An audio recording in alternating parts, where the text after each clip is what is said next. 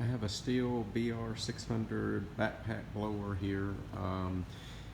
It was having some trouble with running for a little while, and then it would kind of conk out like it was running out of fuel. And the most common problems for this model would be there's a gas tank vent that can get clogged.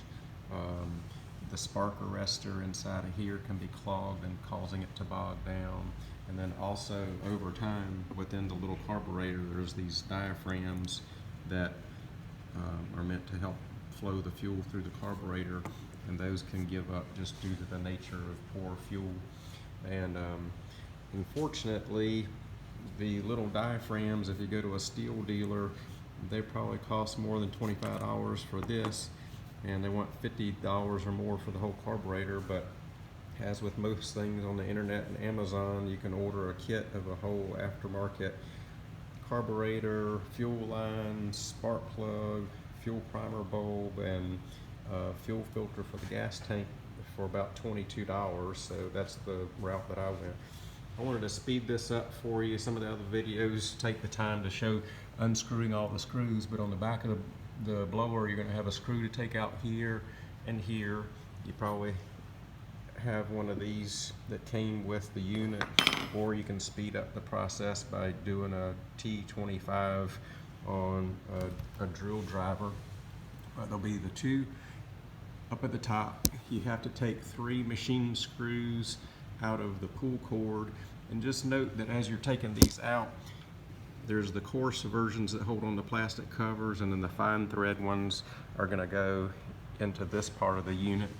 And then the sneaky ones that you might not have been anticipating, there's going to be one hidden up underneath here and another one hidden up on the other side. So those are the ones that might catch you, and then there's another one on the inside that I'll show you. So to speed this up, I already have the bolts out, and the cover will come out around the spark plug, and then notice basically your carburetor and fuel bulb and all that are on this side. And as the cover comes off,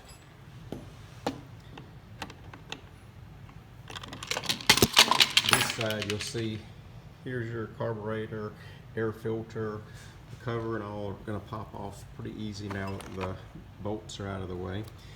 You might have to jostle the cover around these little rubber mounts in that region.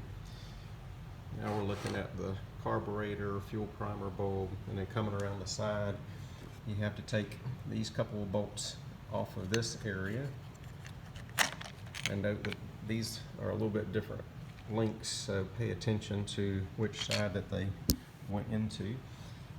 And you pull out the air cleaner. This came with the kit, by the way.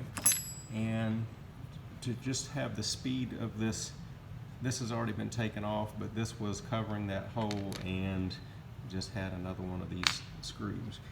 And then the area that you want to pay attention to as well is another little bolt holding that part of the cover on right there. So when we come around and we're able to pull this off as a unit, I already have the carburetor coming apart off of the plastic aspect. You'll see where your fuel lines are coming off and going to the primer bulb. In this case, I've already replaced the primer bulb, and there's only one little plastic tab right in there to push, and then you can pull this out and pull and replace the fuel lines.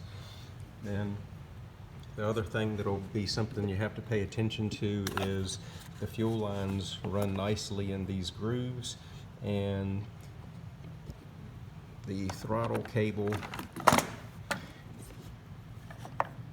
this part fits in that part of the groove, and you'll notice when you're taking the carburetor on and off, this part will have to slide up to get to the thin part of the cable, and then that just pops off of that area. Then when we get to the base here, I've already popped these out. It's a little bit of a workout with a screwdriver, but you can see there's a tab here and a little groove right underneath here, so you have to pry that out, and then this allows you to get to the tank filter, which is there, and this just slides off of the hose, and you can replace your filter and wiggle that in. And then the tank vent is here. If you take that out, inevitably you're gonna damage it, and they're about $10 at the Stihl dealer, but that often is the source of the problem of bogging over time, so that just pops out, and then both of these are press fits back in. There's a fuel hose here if you feel the need to replace that over time, and there was just one last bolt right here to be able to take this cover off to get to your fuel line. That's pretty easy. And then the other salient features would be, if your carburetor is okay, it probably came with these little plastic covers over your high and low adjustments. So you see the L on the left and the H underneath here, those are the high and low adjustments. Your best bet is to pop those plastic caps off and then just use a small screwdriver. So take these needles and seats out, clean them off with some carburetor cleaner or brake cleaner, and then screw them down until they seat themselves, and then back them off 1 1/4 turns for each of these, and you should be really close to a factory setting that works well. And the replacement carburetors tend to have a little different setup. So you see that there's cylinders here, and it looks like you'd have to have a special little socket tool to reach around there, or a really small, say 1/4 inch drive set. But I have seen advertised that there's a carburetor adjustment tool made to fit that, which is now the upgraded version for this, so you don't have the aluminum cylinders going around compared to the original one. Depending on the fuel, it's probably worth replacing the fuel lines, and these are all pull on, pull off. It's just a matter of following the grooves as this comes up the back side of the plastic housing. Hopefully you'll find that helpful and kind of a speedier version than other videos